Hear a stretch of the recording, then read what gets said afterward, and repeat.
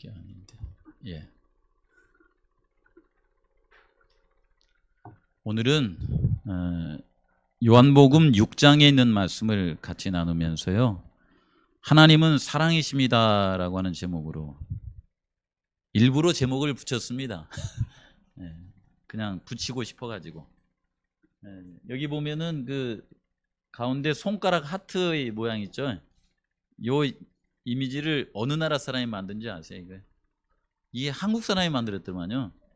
인터넷을 통해서 보니까. 근데 누가 만들었는지는 정확하게 나와 있지 않는데 2010년 정도부터 이것이 막 이게 해져 가지고 뭐 사진 찍거나 만나거나 하면 이제 늘 이런 걸 하죠.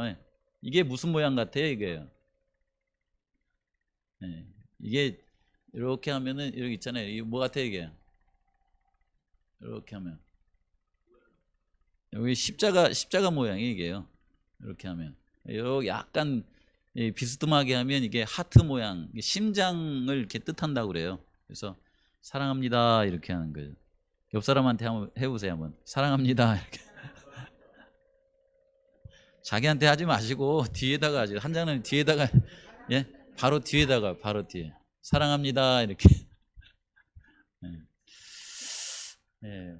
하나님은 사랑이십니다라고 하는 말씀을 같이 나누는데요.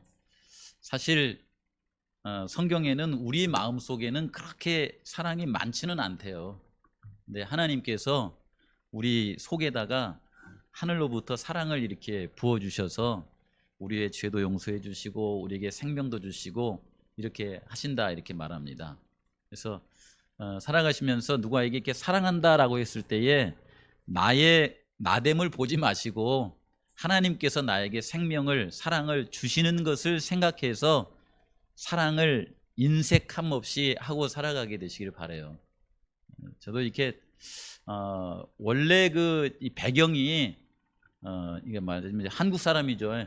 그래서 한국 사람들은 어렸을 때에 보면 유교적인 배경, 불교적인 배경, 한국 사람들의 배경이 있어요. 이것이요. 그러다 보니까 기독교에서 가르쳐주는 어떤 진술을 늦게 배웁니다. 늦게. 나이가 들어서도 이렇게 잘 안 배워져요. 이것이. 그래서 우리가 이제 이 바울이 이렇게 말하자면은 은혜의 복음에 대해서는 하나님께서는 차별을 둔다고 그래요? 안 둔다고 그래요? 차별을 안 둔다고 그러잖아요. 그 차별이라고 하는 것이 나이의 차별을 안 둔다는 거예요? 성별의 차이를 안 둔다는 거예요? 다요, 다. 나이 차별도 안 두시고 성별 차별도 안 두시고 재산의 유무 차별도 안 두시고 인종 차별도 안 두시고 또 사람이 살아가면서 내가 뭐 장애를 가져가지고 몸이 좀 부족하거나 뭐 이렇게 내가 건강하거나 간에 실제로 말하자면은 엄밀하게 말하자면 아담과 하와를 놓고 비교하면 우리는 다 누구예요? 우리는 다 장애인이에요. 왜냐면 아담은 막 키가 이러잖아요. 이렇게 우리는 이만하고 이렇게. 그렇죠. 예. 예수님께서 이렇게 부활하셨을 때 예수님이 그 제자들이 모여서 이렇게 밥을 먹고 있는 곳에 열려진 문으로도 이렇게 들어가시는데 문이 닫혀 있을 때도 들어가요, 안 들어가요? 아담과 하와는 문이 열려야만 들어갈까요? 아니면 닫힐 때도 들어갈 수 있을까요? 몰라요, 그건. 그거 왜 그러냐면은 예수님은 인성을 버리신 적이 없거든요. 근데 인성을 가지고 부활하셨는데 문이 닫혀 있는데 지나가잖아요. 그래서 우리가 신령한 몸으로 이렇게 부활을 하게 되면은 우리의 신령한 몸에 질병이 찾아올 수 있다고 그래요, 없다고 그래요? 없다고 그러잖아요. 지금 이 땅을 살아가면서 질병에 노출된 게 당연한 거잖아요. 그렇죠? 근데 나중에 신령한 몸으로 부활하면 질병이 내 몸 안에 머무를 수가 없다고 그러잖아요. 거기다 대고 사망도 머무를 수 없다고 그러잖아요. 그러니까 예수님이 재림하셔서 우리가 이제 원래 옛 아담과 하와가 가졌던 옛 신령한 몸을 이렇게 되찾으면 어떤 모습이 될지 지금으로서는 상상할 수가 없습니다. 그러나 그때가 되면 알겠죠. 그렇죠. 그래서 우리 성도님들이 이렇게 살아가시면서 하나님 안에서는 누구도 이렇게 나중에 부활할 때에 그때를 생각하시면서 차별을 두지 아니하시고 서로 이렇게 사랑할 수 있는 그런 은혜와 능력을 가지고 살았으면 좋겠어요. 오늘은 그 요한복음 6장에 있는 말씀을 이렇게 보시면서 좀 이게 어려운 말씀이래요. 저도 이렇게 풀어서 설명을 해드리려고 하는데 굉장히 쉽지가 않더라고요. 그래서 여러 이렇게 얘기를 많이 끌어왔습니다. 제한된 시간 안에 우리 성도님들이 한번 보세요. 이 앞에 있는 것이 뭐예요? 이게 떡이에요, 빵이에요? 제주도 사람들은 이걸 떡이라고 안 하나요? 빵이에요? 예. 요한복음 6장에 나와 있는 떡에 관한, 생명의 떡에 관한 얘기인데 이게 원래는 그 원어에서는 빵이라고 나와 있더라고요, 이렇게. 그래서 이 빵으로 번역된 성경도 있어요. 그래서 저는 이것이 꼭 뭐로 보여요? 떡으로 보입니다. 근데 떡과 빵은 같이 이렇게 번역이 됐다라고 이렇게 생각하시면서 입대 보시면 내가 곧 생명의 떡이니 내게 오는 자는 결코 줄이지 않게 해주겠다라고 하는 말씀을 주시는데 이 말씀이 요한복음 6장 35절부터 37절에 있는 말씀이에요. 같이 한번 읽어보겠습니다. 시작. 예수께서 이르시되 나는 생명의 떡이니 내게 오는 자는 결코 줄이지 아니할 터이요 나를 믿는 자는 영원히 목마르지 아니하리라. 그러나 내가 너희에게 이르기를 너희는 나를 보고도 믿지 아니하는도다 하였느니라. 37절 시작. 아버지께서 내게 주시는 자는 다 내게로 올 것이요 내게 오는 자는 내가 결코 내쫓지 아니하리라. 이렇게 말씀하십니다. 내쫓지 아니하리라. 여기에 예수님께서 우리에게 말씀 주시기를 그분이 생명의 떡이라고 이렇게 말씀하시면서 그분에게 오는 사람들은 배가 고프지 않을 거다라고 이렇게 말씀하시죠. 근데 이게 어떤 육신의 떡을 얘기하는 것 같아요? 뭔가 영적인 뜻이 들어있는 것 같아요? 영적인 뜻이 들어있는 것 같죠? 네. 그리고 이제 요한복음 4장에 사마리아 여인을 만났을 때 예수님께서 하신 말씀을 여기다 덧붙이죠. 나를 믿는 자는 영원히 목이 마르지 아니하리라. 이렇게 써놔요. 이 말씀이 우리의 삶 가운데 이렇게 딱 이렇게 접목이 되면 좋겠다 이런 생각이 들어요. 어제 저녁에 잠깐 말씀드렸지만은 강릉중앙교회 이게 소리가 좀 제가 볼 땐 잘 안 큰 것 같은데 마이크 볼륨 좀 조절해 보세요. 강릉중앙교회 노명숙 집사님이 이렇게 간증을 하실 때에 거기 있는 사람들이 되게 많이 이게 감동을 했거든요. 그냥 그분이 간증한 내용 때문에. 왜냐하면은 간증 내용 속에 그분의 가정이 쉽게 말하자면은 된 것 같아요. 이제 마이크 들고 가겠습니다. 그분의 가정이 그냥 짧은 시간 안에 화목하고 다복하던 이 세상적으로는 부족할 것이 없는 그런 가정이 그냥 아이도 남편도 자신도 또 다른 아이도 그냥 다 망가져 버린 거예요. 다 망가졌어요. 근데 그러할 때에도 이분이 아주 피상적으로 교회를 다녔다고 하죠. 그냥 저기 뒤에 앉았다가 가고 또 11시 55분에 왔다 가고 이렇게 세월을 살았다고 그러잖아요. 그러다가 그가 어느 날 하나님의 말씀을 읽는 가운데 자신의 마음속에 누가 찾아왔냐면 아버지가 찾아왔다고 이렇게 얘기하더라고요. 그 얘기를 듣는 동안에 제가 우리 성도님들에게 이야기를 어떻게 해주지 고민이 되더라고요. 그분에게 찾아온 아버지께서 오셔서 그에게 뭐라고 하시냐면 딸아 내가 너를 사랑한다 이렇게 말하더래요. 딸아 내가 너를 사랑한다. 근데 그 음성이 자신에게 들려왔을 때에 그 음성이 얼마나 자신의 마음속에 감동을 끼치는지요. 그 음성이 자신의 마음속에 들어온 이후로 그의 삶 가운데 많은 문제들이 물러가 버렸다는 거예요. 가난의 문제도 물러가고 그의 삶 가운데 찾아온 욥과 같은 그 고난의 문제도 물러가고 또 그의 삶 가운데 찾아온 고난으로 인하여서 이렇게 이 쪄들어 있는 좌절의 문제, 낭망의 문제도 물러가 버리고 무엇보다도 하나님에 대한 오해의 문제가 쫙 물러가 버린 거예요. 그리고 그의 마음을 어떻게 만들어줬냐면은 그의 마음을 더 기쁘고 즐겁게 살아갈 수 있는 그런 마음을 줬다는 거예요. 그리고 그 이후로 그의 삶 가운데 예수 그리스도를 통한 성령님을 통한 성령의 열매를 맺게 해주셔서 보는 사람마다 그렇게 예쁘더래요. 예쁘더래요. 예. 그리고 그들을 사랑하게 되고 자신에게 있는 걸 이렇게 나눠줘도 아깝지가 않고, 특별히 그 대목이 정말 감동적이더라고요. 그가 이 교회를 다니는데 이전에는 그냥 저 뒤에 있다가 이렇게 그냥 가고 했었는데, 그가 예수님 아버지를 만나고 난 다음에, 아버지의 사랑을 알고 난 다음에 변화된 것은 뭐냐면, 교회에 나오는 성도 한 사람 한 사람이 그렇게 귀해지더래요. 그들의 허물은 하나도 안 보이더래요. 그저 그들의 모습이 이 교회에 나와서 하나님께 예배드리면은 그렇게 감사하고 뭔가 주고 싶고 챙겨주고 싶고 해가지고 생일을 챙기기 시작했다고 그러잖아요. 예.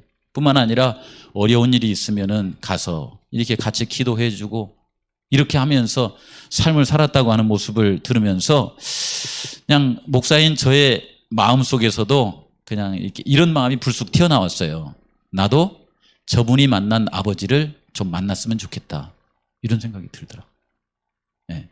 저도 이렇게 교회에 와서 침례도 받고 목회를 벌써 30년이라 했는데 30년 이상 목회한 저의 마음속에 저 집사님이 만난 하나님의 사랑을 나도 만나보고 싶다. 그래서 내 눈에도 성도님들이 다 예쁘게 보이고 또 귀하게 보이고 있는 걸 줘도 안 아깝고 하는 그런 삶이 되고, 저의 삶 가운데 지금까지 아직 해결되지 않는 여러 문제들이 문제가 아닌 것으로 되는 그런 은혜를 좀 받았으면 좋겠다, 이런 생각이 들더라고요. 우리 성도님들도 그렇죠. 여기 예수님께서 우리에게 말씀하시기를 뭐라고 하냐면, 생명의 떡이니, 나는 생명의 떡이니 이 떡을 먹으면은 내게 오는 자는 결코 줄이지 아니하겠다, 이렇게 말씀하시죠. 그분에게 오는 사람은 결코 목마름이 없을 것이다, 이렇게 말씀하십니다. 아마 이런 삶의 표현은 예수님을 내 구주로 영접하여서 아버지 하나님의 사랑을 알 수 있는 길은, 아버지께서 사랑을 표현하는 방법은 뭐냐면 예수님을 보내주셔서 우리 성도님들이 영생을 얻는 거예요.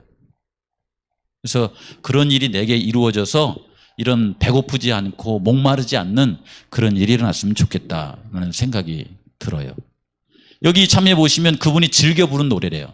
주님이 내 맘에 들어와 계시니. 주님을 저 문 밖에서 바라볼 때와 주님을 이론적으로 알 때와 주님을 자신의 마음속에 받아들였을 때 자신의 삶이 완전히 달라져 버린 거예요.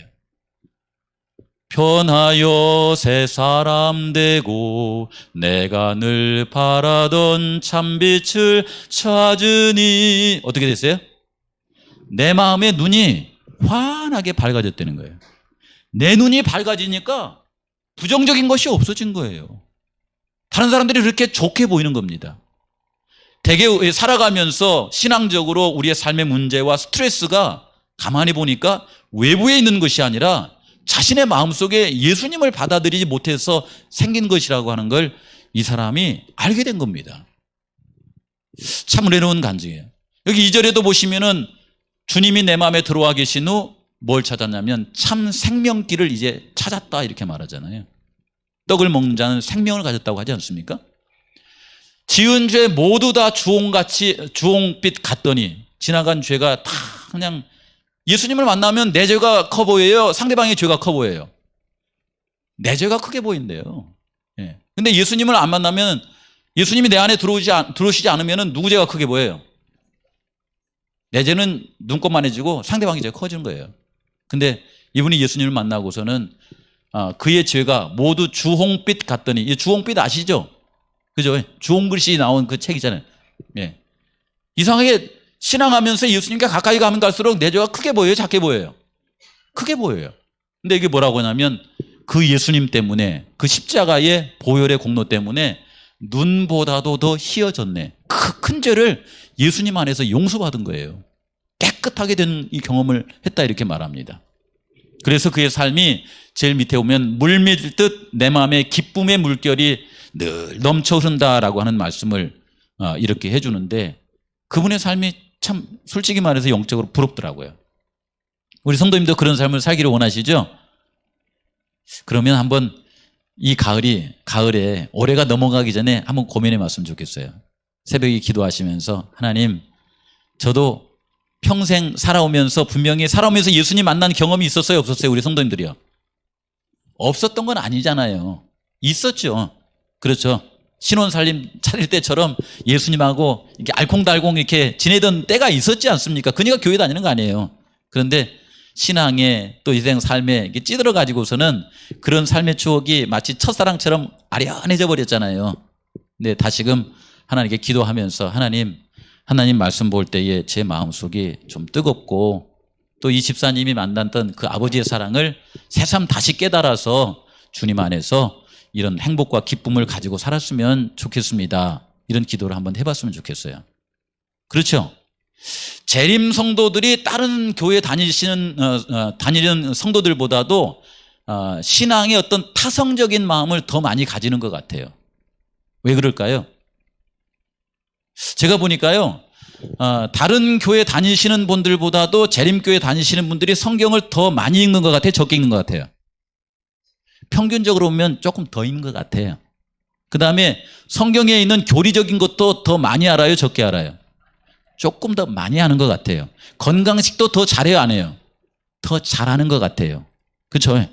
그런데 성경도 좀 더 많이 읽고 교리도 좀 많이 알고 건강에 관한 것도 좀 더 아는데 이것이 그냥 성경, 문자, 교리, 건강에서 머물러 버리는 바람에 마음속에 성령의 충만한 역사를 통하여서 예수님 만나는 경험은 많은 것 같아요, 적은 것 같아요?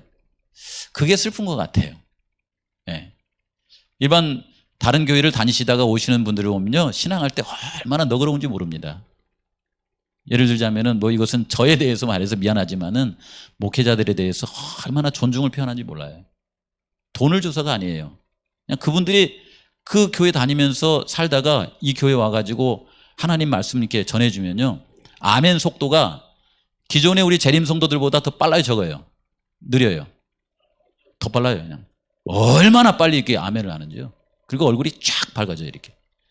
왜 그런가 했더니 원래 종교개혁을 시작하면서 이 기독교에게 주는 이름이 뭐였냐면은 솔라 믿음이에요. 솔라 은혜예요, 은혜. 그래서 거기는 은혜와 믿음을 엄청 강조합니다. 강조해요. 그래서 신앙은 뭘로 하는 거라고요? 은혜로 하는 거라고요. 신앙은 뭘로 해요? 믿음으로 하는 거라고. 예수님의 믿음, 예수님의 은혜, 하나님의 은혜로 하는 거라고 굉장히 가르쳐줘요. 근데 거기에 아주 단단하게 어떤 성경의 말씀에 이렇게 틀을 이렇게 많이 들여줘서 그렇지 사실은 요즘은 그렇지도 않아요. 성경 대고 읽은 사람들이 누군지 아십니까?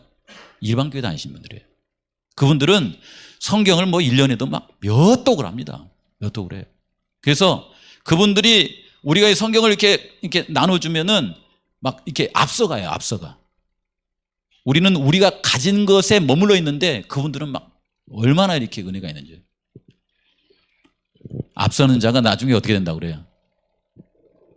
처음 된 자가 나중에 어떻게 된다고 그래요? 나중되리라라고 하는 그런 말씀이 있죠. 그 말씀이 이루어질까 좀 겁이 나기도 해요. 어쨌든 간에 하나님께서는 은혜를 그들에게만 줍니까? 우리에게도 줍니까? 똑같이 줍니다. 똑같이 줘요. 성령의 역사를 우리에게만 줘요? 그들에게도 줘요? 그들에게도 줍니다. 그렇죠. 문제는 뭐냐면 하나님은 제한 없이 차별 없이 주는데 그것을 받아들이냐는 문제죠. 그렇죠? 그래서 우리 성도님들도 올해 지나면서 하나님 우리에게 이런 말씀을 주셨고 이런 진리 교회에 다니도록 하셨는데 여기에 나와 있는 이 교과를 공부하시면서 이런 말씀의 역사가 우리에게도 이루어질 수 있도록 그렇게 해 주십시오. 그래서 우리의 마음이 변화되어서 이런 기쁨이 넘치는 그런 삶을 살게 해달라고 그렇게 하시면서 올 한 해를 잘 정리하시길 바랍니다. 그렇게 됐으면 좋겠죠? 그래서 제가 바라는 것이 그거예요. 연세가 들면 들수록 우리 나중에 이제 우리 평화의 기도를 이제 우리가 특창곡으로 이렇게 정했잖아요. 홍장로님이 무지하게 마음에 부담을 많이 갖고 있어요. 근데 저는 믿는 바가 있어가지고 그냥 하자고 그러는 거예요. 왜 그러냐면 저희 교회가 은근히 노래 잘하시는 분이 많아요. 아까 저기 김은선 집사님 한 사람만 나와도 노래가 달라지죠. 근데 우리 홍장로님한테 제가 소스를 하나 드릴게요. 저기 계시는 강모 이렇게 분도 노래를 얼마나 잘하는지 몰라요. 누군지 아시죠? 예. 지난번에 그 걷기 하러 갔는데 붉은 오르막에 가서 노래를 하는데 정말 잘하더라고요. 같이 와셔서 참여하시면은 저희 교회가 아주 튼튼하게 노래 잘하실 겁니다. 믿죠? 그리고 우리 저기 박성구 선생님도 한 노래 하셔요. 그러니까 걱정하지 않으셔도 됩니다. 그리고 엘토는 걱정하지 않아도 돼요. 엘토는 저 서은주 집사님이 꽉 잡고 혼자 해도 다 해요.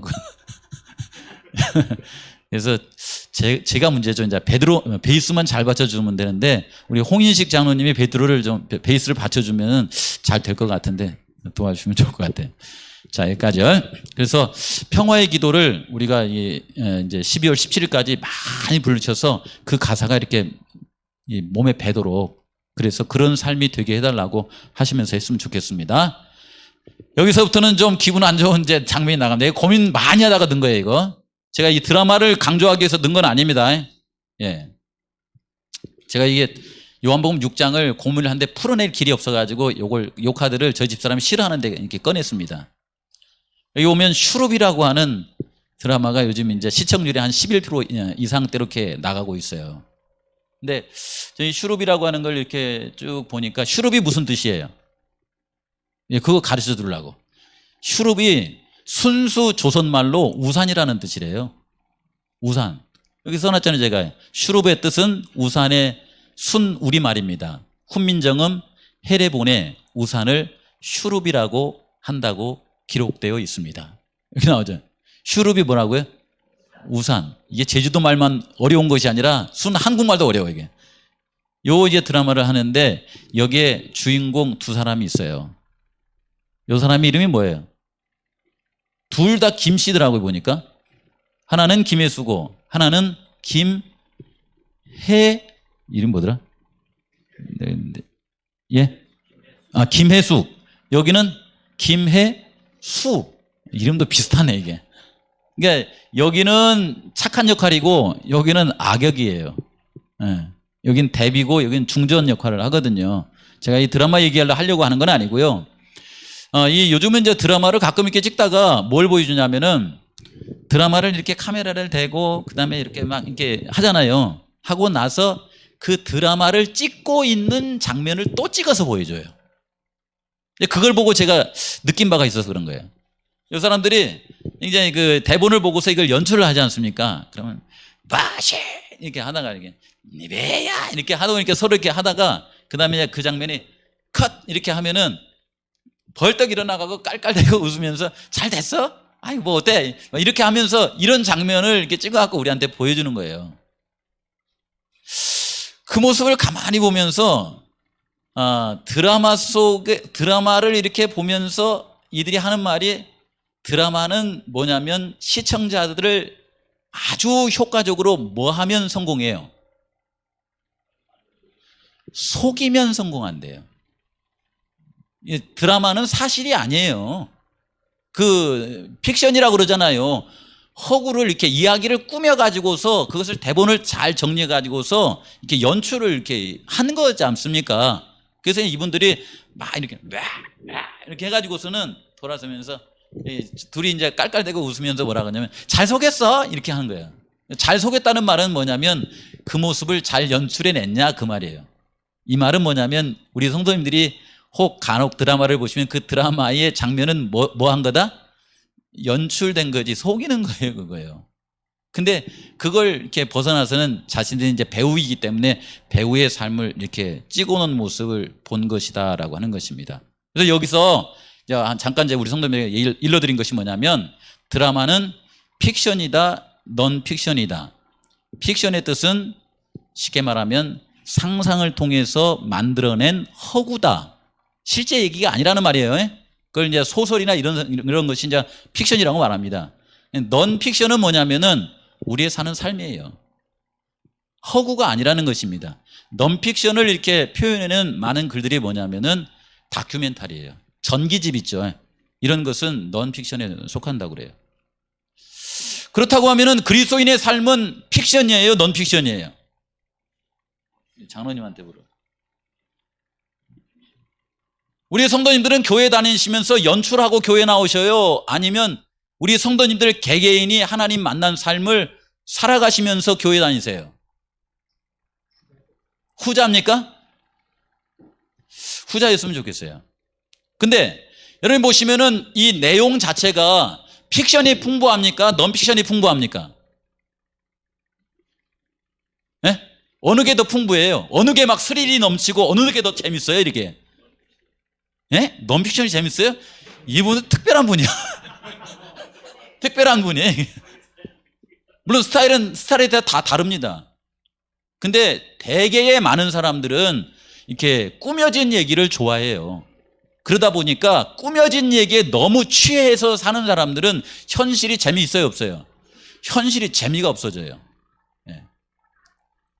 그래서 이런 것들을 이렇게 가만히 보면서 여기 이제 제가 이제 이런 것들을 뽑아왔어요. 이렇게 픽션과 넌픽션 이걸 보시면서 픽션과 넌픽션의 이제 차이점은 뭔가 이렇게 보니까 그냥 파란 글씨만 주의하세요. 이 픽션은 너무 잘하시니까.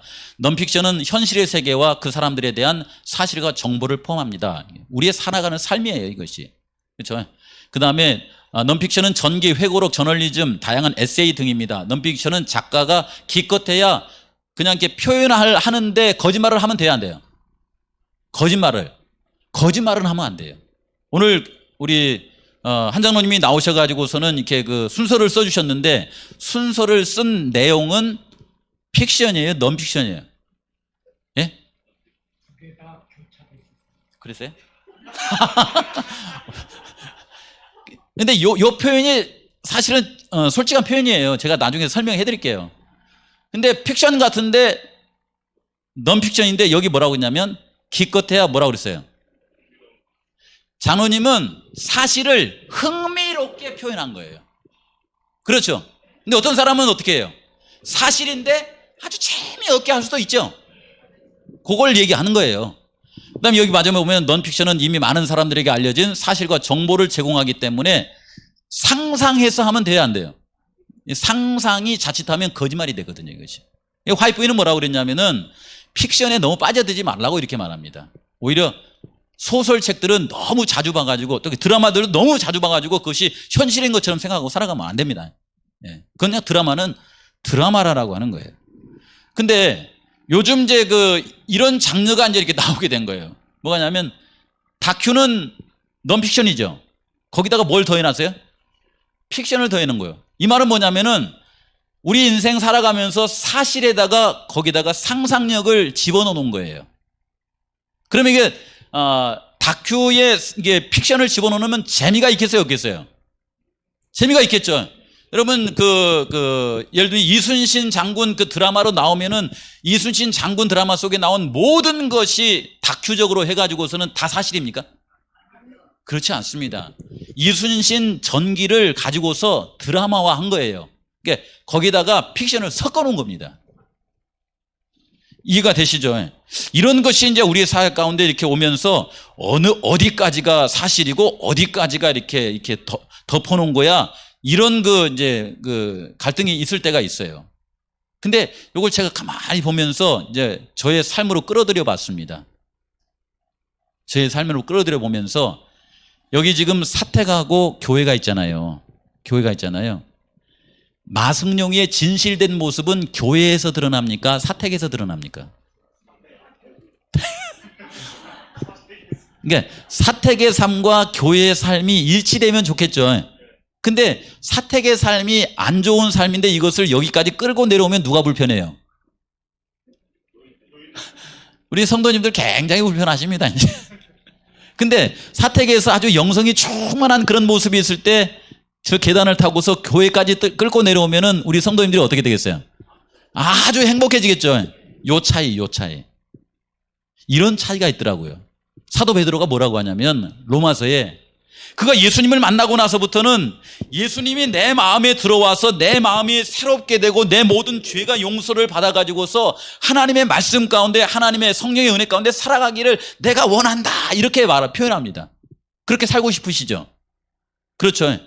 그런데 뭐라 그래요? 자기가 그런 삶을 살기를 원하는데 내 속에서 나가는 건 뭐밖에 없다고 그래요. 내가 원하는 것이 자꾸 나가야 되는데 내가 원하는 것이 안 나가고 내가 원하지 않는 것이 자꾸 튀어나간다 이런 얘기를 합니다. 그렇죠. 그 얘기를 생각하면서 이 사택과 이 교회 그 다음에 다큐와 픽션에 대한 생각을 해본 거예요. 해본 겁니다. 우리는 살아가면서 우리를 포장할 수도 있습니다. 그러나 하나님 앞에 정직하게 나갈 수도 있죠. 여러분, 인간은 어쩌면 태어나면서부터 죄인입니다. 그러나 의롭게 살아갈 수도 있어요, 없어요? 예수님 안에서 그 일이 가능해집니다. 제가 식사 얘기를 좀 해볼게요. 왜냐하면 요한복음 6장은 먹는 얘기를 하는 거거든요. 먹는 얘기를 하는데 한번 넘겨보세요. 먹는 얘기를 하는 동안에 여기 지금 배고프죠? 뭐가 있어요, 이게? 콩나물이 있어요. 오늘 우리 집사님들 식사할 때 콩나물 해오신 분 있어요? 이 콩나물 해오신 분을 제일 굉장히 좋아합니다. 왜냐하면 제가 콩나물을 좋아하거든요.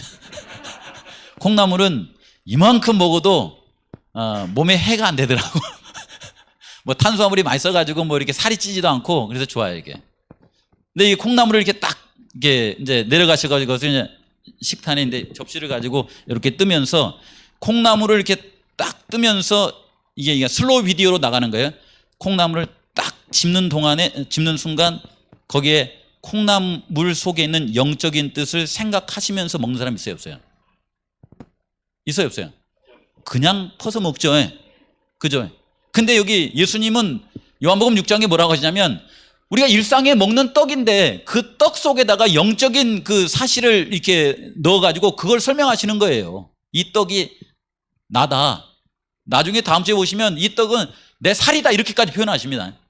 그래서 이 떡은 나다.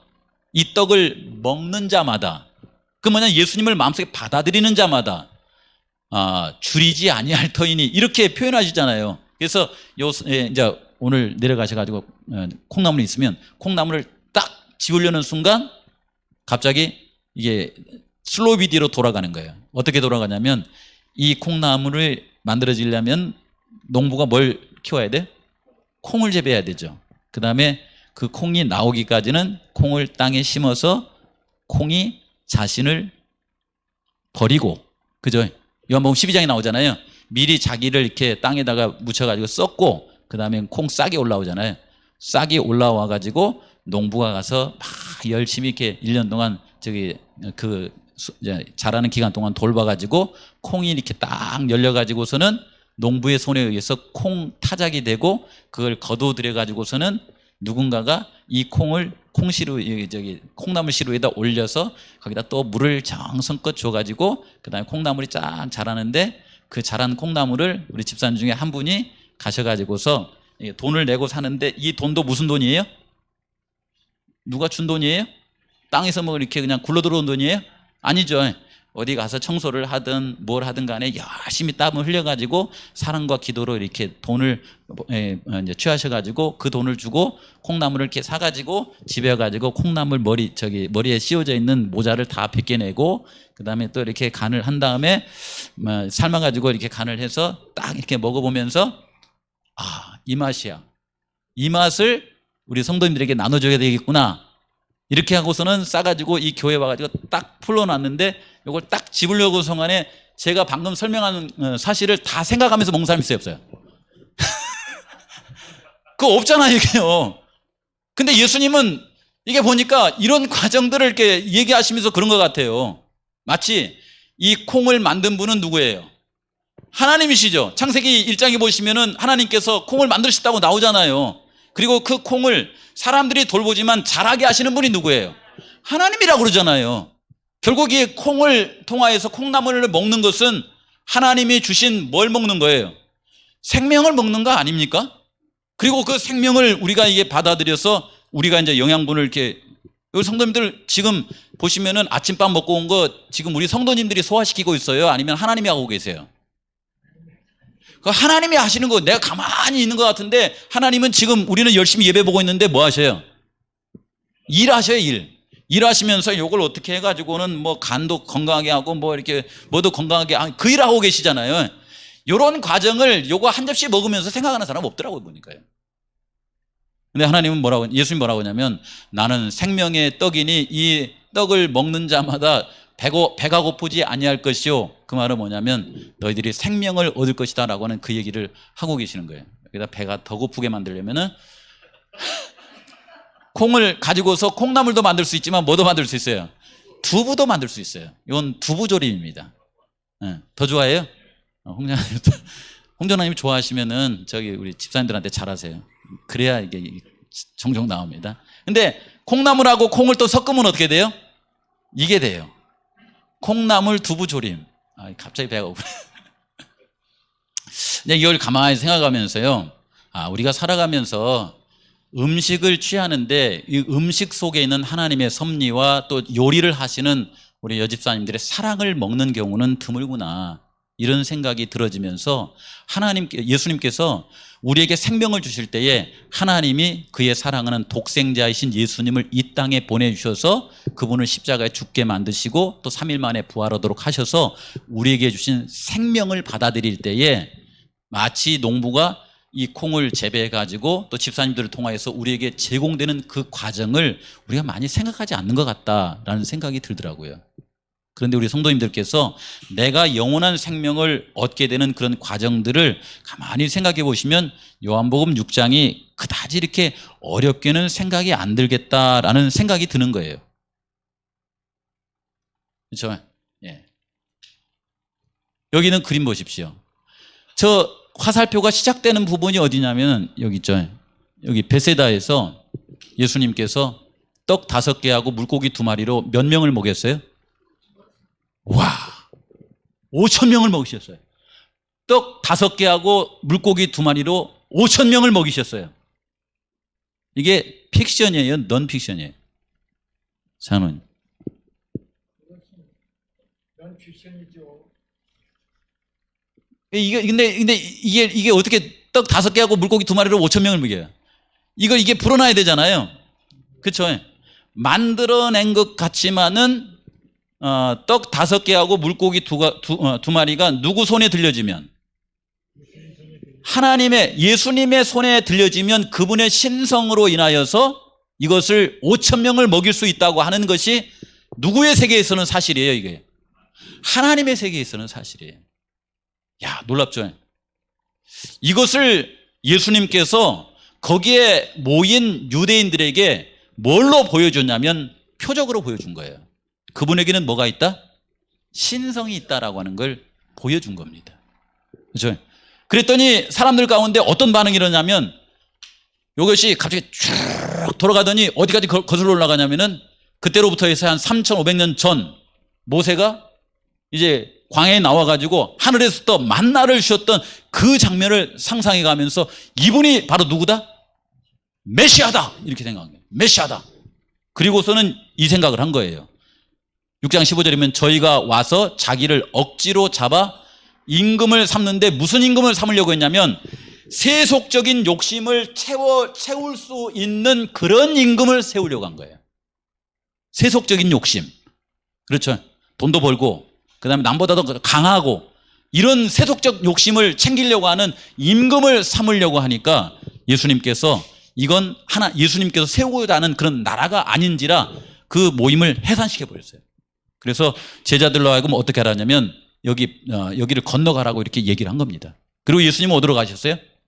산으로 기도를 하러 가신 거예요. 이렇게 되니까 제자들은 이제 여기를 건너가고 예수님은 배를 안 탔어요.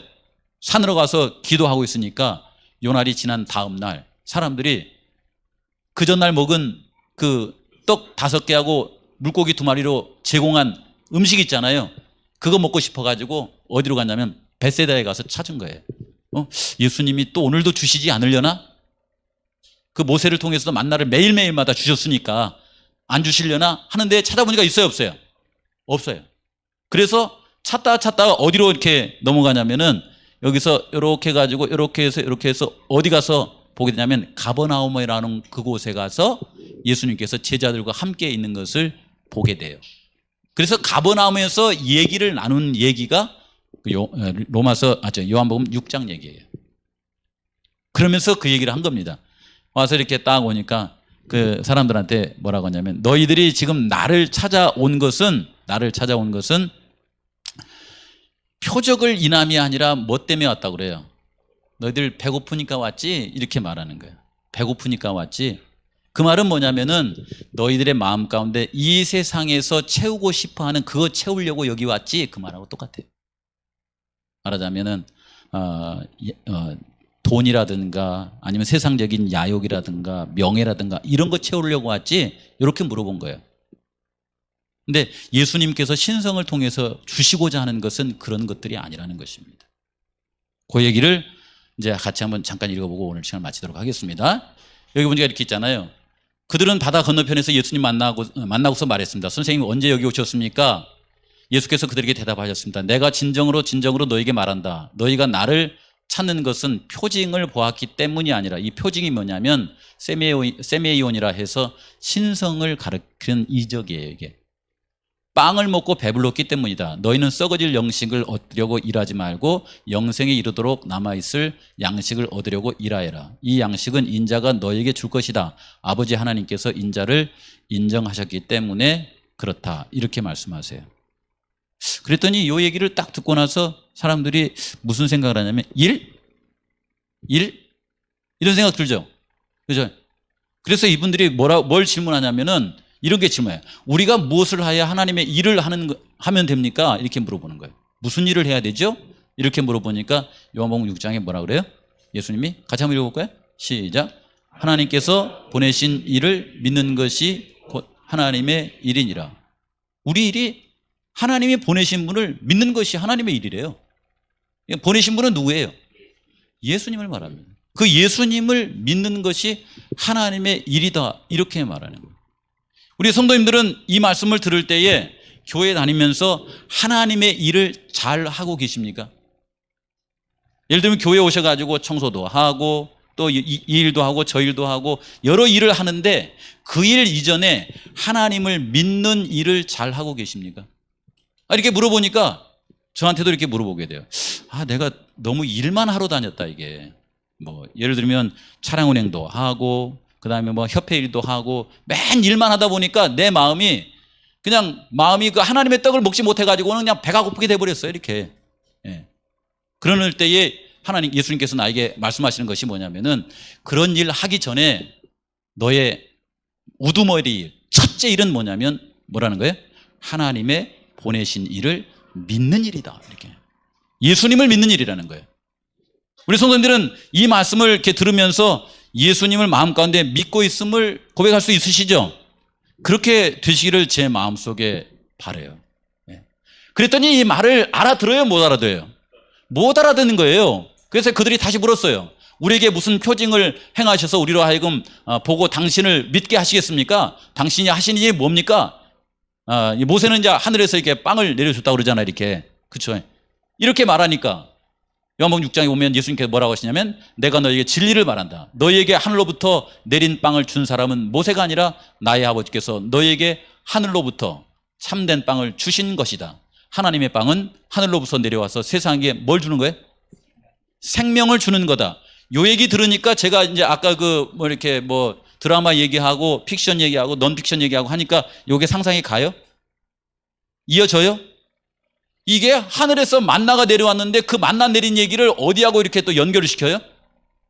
예수님 자신하고 또 연결을 시키는 거예요. 하늘에서 만나를 내려준 것처럼 하나님께서 누구를 이 땅에 보내주신 거예요? 예수님을 보내주신 거예요.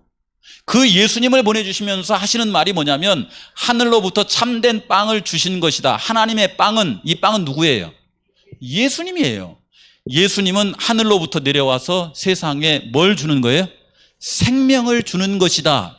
이렇게 우리에게 말하면서 이 생명의 빵을 우리의 삶 속에, 우리의 마음 속에 받아들이면은 아까 서두에 소개해드렸던 그런 집사님과 같은 그런 변화를 우리의 삶 가운데서 경험할 수 있다라고 하는 것입니다. 그랬더니 또 딴 말을 하는 거예요. 그들은 예수님께 말했습니다. 주님, 그 빵을 언제나 우리에게 주십시오. 이렇게 말한 거예요. 이 사람들이 이 말할 때에 예수님을 생각하면서 말했을까요? 아니면은 배고픈 거 생각하면서 말했을까요? 우리는 교회 다니면서 예수님은 이거 주시고 싶어 하시는데 그거 말고 세상적인 욕심, 야망 이런 걸 생각하면서 이것만 자꾸 구하고 살아가요. 그러니까 교회 다니면서 이게 잘 채워져요? 안 채워져요? 잘 안 채워집니다. 친구하고 같은 얘기를 해서 죄송합니다만은 친구가 있어요. 저한테 얘기합니다. 네 목사니까 좀 기도 좀 해주라 이렇게 하는 거예요. 뭔 기도를 해줄까? 그때 뭐라고 하냐면 자기 하는 사업 좀 잘 되게 해달라고 기도 좀 해주라고, 좀 나 좀 안 아프게 좀 기도해주고, 만사 형통하게 좀 그렇게 살게 해달라고 기도 좀 해주라. 네가 기도가 안 하니까 내가 삶이 이 모양 이 꼴이 아니냐, 이렇게 하더라고요. 그럼 제가 뭐라고 할까요? 안 하겠다 그러면 친구 사이에 금 가는 거 아닙니까? 그러니까 기도를 하겠다 이렇게 해요. 근데 기도를 하려고 그러면 그 기도가 매번 나옵니까? 이게 나 살기도 힘들어 죽겠는데 그 기도가 잘 안 나오잖아요. 그럼 또 이제 한참 지나서 전화를 해요. 잘 되냐? 그러면 기도는 하냐? 이렇게 물어봐요. 기도는 하냐? 근데 하나님께서 우리에게 약속하신 것은 뭐냐면은 세상에 우리의 어떤 이기적인 욕심이 아니라 하나님께서 주시고 싶은 거, 예수님이죠. 예수님을 우리의 마음속에 받아들임으로 얻을 수 있는 생명의 빵을 우리에게 주신다라고 하는 것입니다. 이제 시간이 돼서 마치겠습니다. 결론은 뭐냐면 이 빵은 누구예요? 예수님이십니다. 그렇죠? 그 예수님을 우리의 마음속에 받아들이시면은 우리의 삶 가운데 새로운 경험, 죄를 용서받는 경험, 성령의 능력으로 말미암아 정말로 살아가시면서 내가 좀 억울한 일을 당하고 내가 좀 없이 살아도 내가 좀 힘들어도 우리가 우리의 삶의 문제를 다 해결하면서 하나님 정말 감사합니다, 저의 삶 가운데 이렇게 인도해 주셔서 감사합니다 하면서 기쁨이 넘쳐 흐를 수 있는 그런 삶을 하나님께서는 예수님을 통해서 우리에게 허락해 주셨다고 하는 것입니다. 그런 거로 하나님은 우리에게 있어서 사랑이십니다. 이런 사랑의 하나님을 우리 성도님들께서 늘 만나시고 이분의 은혜 가운데 살아가시는 우리 모든 성도님들이 되시길 바라면서 말씀을 드리겠습니다.